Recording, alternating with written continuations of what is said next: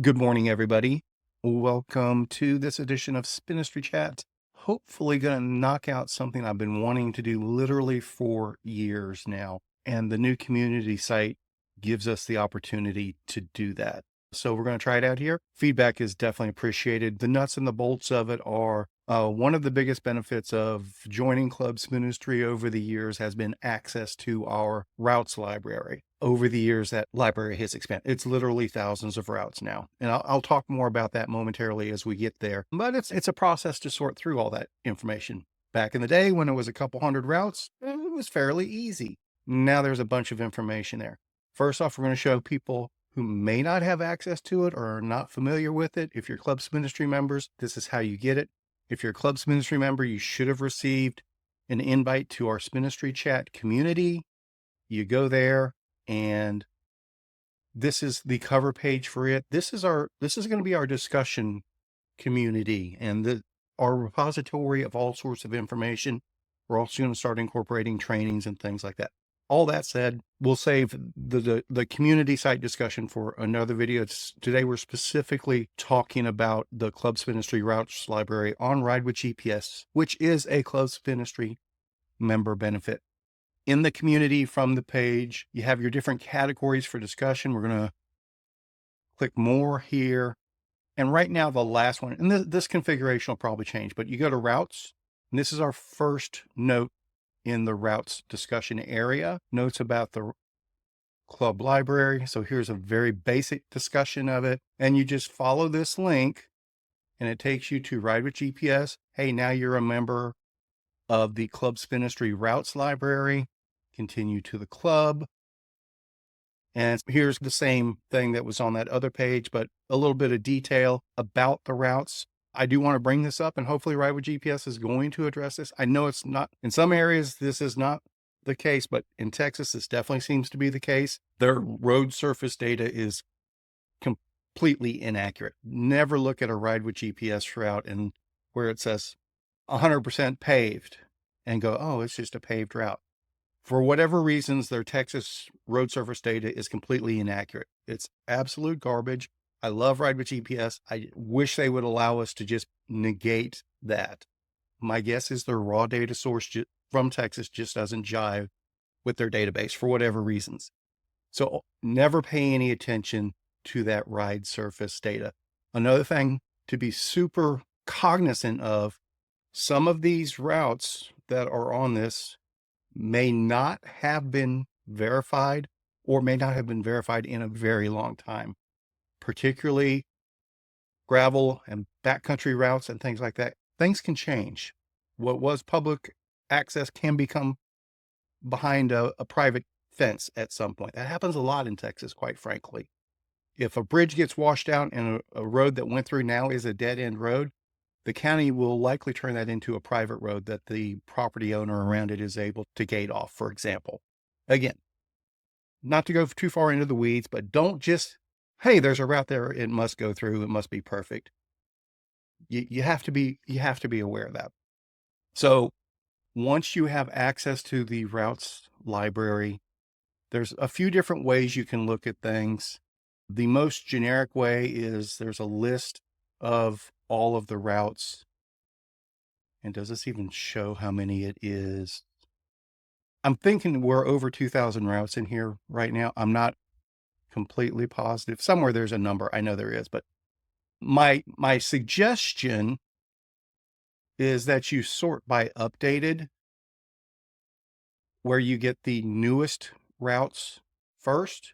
Those are obviously going to be the most recent ones that are most likely most recently verified. But I understand it's a lot of information to sort through. So I want to find a route that's specifically here.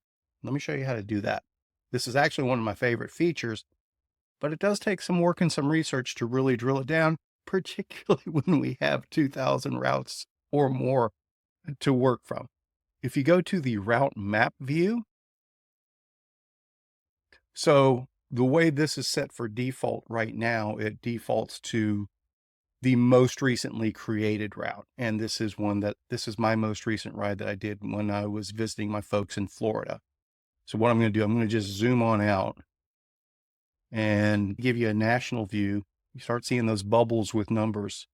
These are the numbers of routes that are in a particular area. And if we click, here's only one that's right here. You click on it and that shows you the route.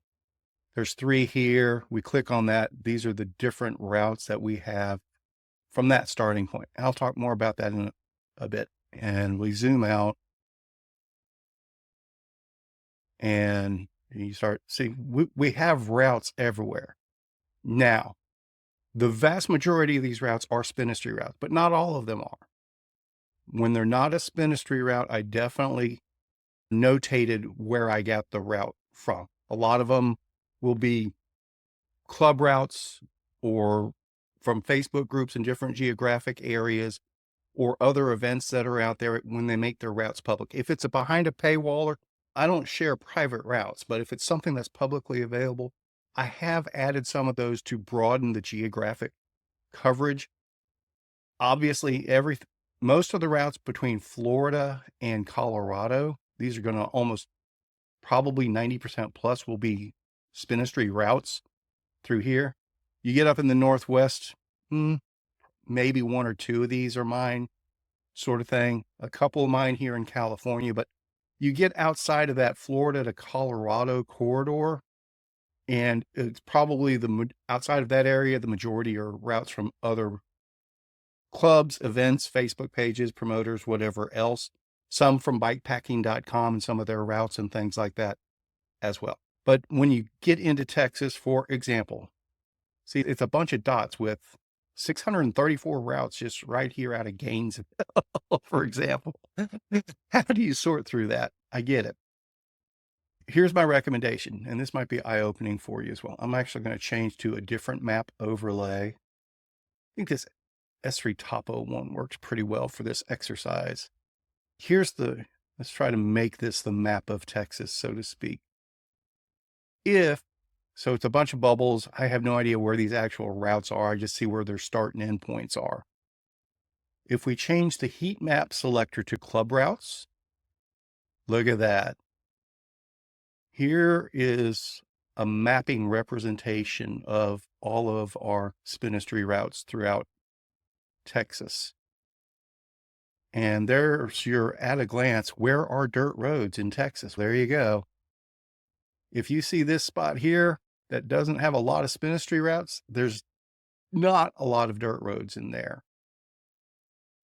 Same with over here, definitely over here. Now, it doesn't mean there are no dirt roads, particularly the further from Dallas-Fort Worth you get. We haven't made it down towards the coast here to start scouting routes ourselves. There's some really neat stuff in here I want to do and take people there, but that's a down the road proposition. It's hard just to jet down there and find things. We've spent a lot of time between Dallas-Fort Worth and Big Bend, and we've got a lot of routes that go all the way over there. Obviously, the closer to the major metros of Austin, Waco, and Dallas-Fort Worth, we're going to have more routes. But like going up into Oklahoma, towards Emporia, Kansas City, solid routes here. All of this is a combination of the RAT and our Colorado routes that we did over the years, and some of our going to California. Now, along those lines, what some of this that we're seeing here likely is when you go to this page, you may not see, for example, these routes here. I think these are private just to me. This was our going to California routes when we were trying to make our cross country. And this is basically where we have stopped scouting to this point. So we're all the way from Jacksonville, Florida to here with a cross country route. Actually, a few variations of it. But then COVID got in the middle of everything and we never made it further west. It's hard to get that far west for us. And unfortunately, the practicality of it, and this applies to all of these routes, not just the going, see, here's our going to California route. And then it catches the RAT. And then we go up into our Colorado. It's a fantastic route. And this applies to all of these routes in here. Conditions just change so often. It's impossible for us to keep up with it. That's the beauty of these backcountry routes, these gravel routes. They go through areas that don't get much traffic, right? That's what we like. But since they don't get much traffic, they're also fairly low priority much of the time. If a bridge gets washed out or if the whole road itself washes out. We definitely have had that happen. Road washes out, it doesn't exist anymore. They're not going to replace it a lot of the time. Here's a permanent detour. There's no way for us to keep up with all of that level of detail. And particularly with the longer the point-to-point routes are, for example, and like we always say, weather is always a factor. That's what we got caught up in. That was also part of trying to flesh out this going to California route. Probably have 85 to 95% of it from Jacksonville to the Rat sorted, but there were a couple of things that needed reroutes that didn't quite work the first scouting trip that we wanted to fine tune. But then for a couple of years after that, they just had so much wet weather and so much flooding all through here that we couldn't go do a trip to verify those pieces, or whenever it started to dry out there, we were obligated to stuff somewhere else, and we just never could get all those pieces to align. I'd still like to finish that route somewhere along the way, but it's going to take a lot of heavy lifting. But we'll work on it because we're working on plans starting next year for it to make sense for us to spend some time in other geographic areas. And we're going to definitely, this southeast corner here, we're really going to flesh that out. Actually, starting the end of this week, we're going to head to Georgia and Florida for a few weeks and nail some more stuff down there. And then probably in 2025, who knows, maybe I have never made it west of Flagstaff, Arizona by wheeled vehicle. I've been in LA, got there by plane. So whatever's between Flagstaff and LA, I'd like to see that. I'd like to see if my routes that I have mapped out do work. So that's the snapshot view of how you can find the different routes. Let me just go into, if you're still here and wanting a little bit more detail, and something I want to point out, like, what's a good, we'll just do this. So there's 22 routes out of, what is this, Bowie? Probably something like that. So a lot of them are rat related and variations. Oh, it's Henrietta. Okay, very cool. Actually, this is a great spot. Henrietta is a great hub to do a lot of routes from, but it's not something that we can traditionally get a lot of people to go to. It's a little too far from DFW. There's not quite enough people in the Wichita Falls area where it makes sense to put on a big event, but maybe it does make sense to do a Club Spinistry ride out of Henrietta, maybe use the Best Western there as a hub spot. Or if you're out that way and you want to do a route that's out that way, you can see what's available. So here's a 25 Henrietta route. We can zoom in on it. You can start right there from the hotel right there in Henrietta. But let's say you're staying at Lake Arrowhead State Park or this Tonkawa Park or whatever it is. Let's go to the specific route itself. So here's some detail on it. And here you go, surfaces. This one says it's 100% paved. I know good and darn this route is not 100% paved. There's a lot of great dirt roads in this. I wouldn't say it's 100% unpaved, but it's it's probably at least 60% unpaved, probably more than that, quite frankly. But here's a nice little 25-mile route. I remember this route. This is actually a very nice route. But as mapped, it is staging from this Hapgood Park. I remember this. Yeah, we did do a Club Spinistry ride out there. It was a good day. I'd like to go back there and do it again.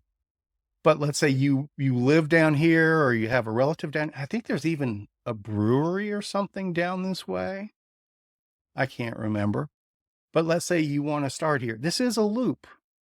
So if you search by start endpoint and you don't want to start in Henrietta, this is a 25-mile route. So it's not the best example. But that's why I like the map view, because you can see where the roads are going by. And then if you see a particular route or a particular area that kind of interests you, let's zoom out here. Go back to club routes, turn on club routes heat map so that it pencils in all of our different routes. And like we were talking on Spinistry chat, Graham, Hillsborough. Sorry, I'm Jacksboro. I'm having a brain fart at the moment. I'm trying to, where do I want? I'm looking for Hamilton. There we go. There's Comanche. There's a route out of Comanche, another route over towards Comanche. And here's Hamilton down here. There we go, where that 5 is. We were talking about routes that we have west of Hillsborough, between Hamilton, up towards Hyco and Meridian and all. So we have a lot of different pieces in there. But if you searched by Hyco specifically, you may only see these 4 routes, for example. But there might be a lot in that area that you want to go to, Hamilton and so forth. So you can click on, you go, hey, I know I want to do this road, or I know this is really close to where I want to be. You can click on that and it'll show all the different routes that use that road. And then you can hover over those and it will highlight. So like this Hamilton East one, this is some really cool stuff, but that was a scouting route for me. Let's go more in depth there. Like I said, someday I'd like to do some stuff out of Hamilton. And this one shows some surface data that reflects dirt roads, which last time I was there, this would be accurate, but also I know good and darn that the majority of this down here was dirt roads as well. And that looks like there might be a county line involved there. Maybe. Actually, if we go to S3 Topo, let's see. Nope. Here's your county lines here. So that's all in Hamilton County. So sometimes that was just a guess I was making a point of. I don't know why that Ride with GPS surface data is inaccurate. I was thinking maybe it's at the county level. Sometimes it differs, but that's obviously not the case here because all of this is in Hamilton County. All right. So hopefully this opens your eyes to some of the potential we have with the routes library. And if you have questions, definitely ask them. Or if you have tips yourself, be honest with you, I don't have a lot of experience with the routes library from a user perspective, a member perspective, because I have all the tools and all the access when I'm using the corporate account, so to speak. So I usually don't view it from the member experience level. So if you have other tips or questions or issues that you're aware of, that's the whole beauty of this community site. That's why we're instituting it. The Spinistry chat community, it's a one-stop shop to get to all the data. And just one more tip on that. It has a wonderful search function. If we put in routes, hopefully it doesn't prove me wrong. See, there we go. Here's all the route talk that we already have. So